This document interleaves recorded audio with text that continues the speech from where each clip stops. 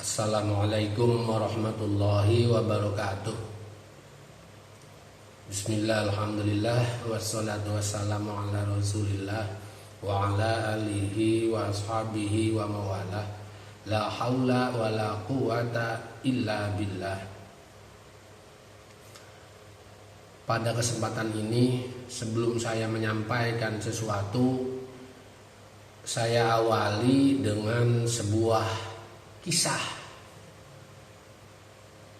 Pada suatu hari, sepasang suami istri yang kurang lebih istrinya berumur 50 tahun, sedangkan suaminya berumur 57 tahun.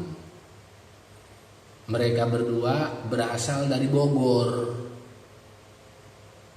Sudah 4 tahun belum pernah, atau karena sesuatu hal, kesibukan dan lain sebagainya, sudah 4 tahun tidak ke Jakarta untuk menengok anak dan menantunya yang ada di Jakarta. Biasanya setiap tahun dia pulang, atau dia menengok, bukan pulang, dia menengok ke Jakarta. Jadi si suami istri ini tinggalnya di Bogor. Begitu datang ke Jakarta, menemui atau ingin bertemu dengan anak dan menantunya, begitu masuk ke pekarangan rumah anaknya, ada seorang anak kecil laki-laki yang kira-kira umurnya itu 6 tahunan. Begitu sampai di depan gerbang pekarangan rumah, si ibu mengucapkan assalamualaikum, atau dua-duanya mengucapkan assalamualaikum. Assalamualaikum warahmatullahi wabarakatuh.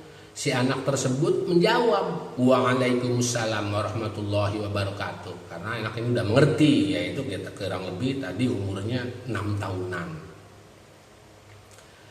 Si ibu nanya kepada si anak, abahna ayah? Si anak bengong. Dia asik dengan main gadget, dia asik dengan main game, karena di tangannya ada HP, asik aja. Si ibu merasa gelisah, kok ini anak nggak mau jawab. Langsung ketika si ibunya ini atau si ibu-ibu itu merasa gelisah, si suaminya ngomong, ayah ada? Dia menganggukkan kepala, ada. Tolong kasih tahu sama ayah bahwa kakek dan nenek datang. Tanpa berpikir lama, si anak tersebut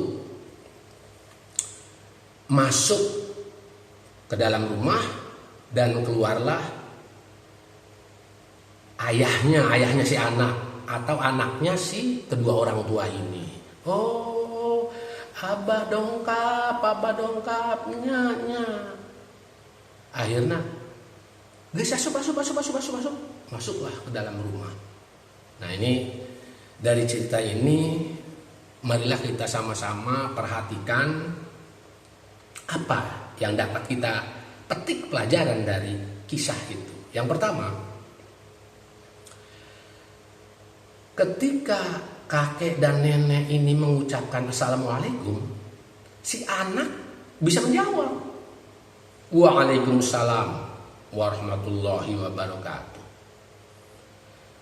Ketika si istri, ya, ini tergantung ini, kalau dari sisi anak ya berarti nenek. Kalau dari sisi ayahnya si anak berarti ibu. Nah makanya si itu tuh yang umurnya tadi tuh 50-an tahun itu, ketika neneknya itu menanyakan kepada cucunya, abah ayah, si cucu tidak menjawab. Tapi ketika kakeknya bertanya, ayah ada? Cucunya menjawab, ya ada. Tolong panggilkan ayah, tolong kasih tahu ayah, kakek dan nenek datang. Nah langsung si cucu itu masuk, dan tidak lama kemudian si ayahnya datang. Mengapa itu sampai terjadi?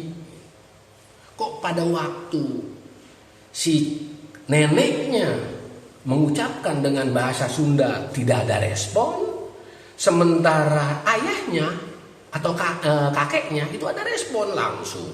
Apa sebabnya? Pasti kita dapat menjawabnya.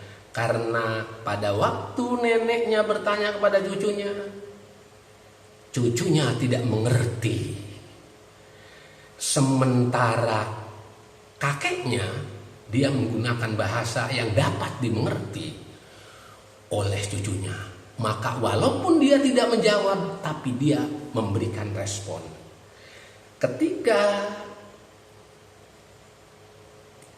neneknya berbicara sama cucunya, itu tidak terjadi komunikasi yang baik. Sementara kakeknya berbicara dengan cucunya, itu terjadilah komunikasi yang baik. Kedua belah pihak saling mengerti. Begitulah kita sholat sebenarnya. Kita sholat dari mulai takbiratul ihram sampai kepada salam, kita mengucapkan dalam bahasa Arab. Kalau seandainya kita tidak mengerti apa yang kita ucapkan dalam sholat, bagaimana kita terjadi komunikasi antara kita dengan Allah Subhanahu wa Ta'ala?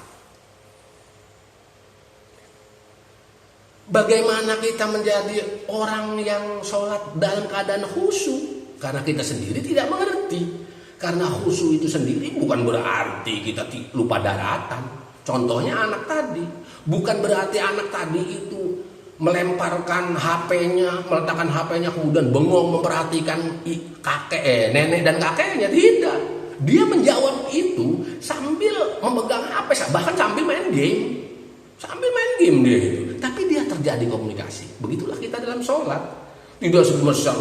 Tidak serta-merta bahwa kalau seandainya kita khusyuk itu lupa daratan, ada orang nangis tidak tahu, ada petasan bunyi tidak tahu, tidak.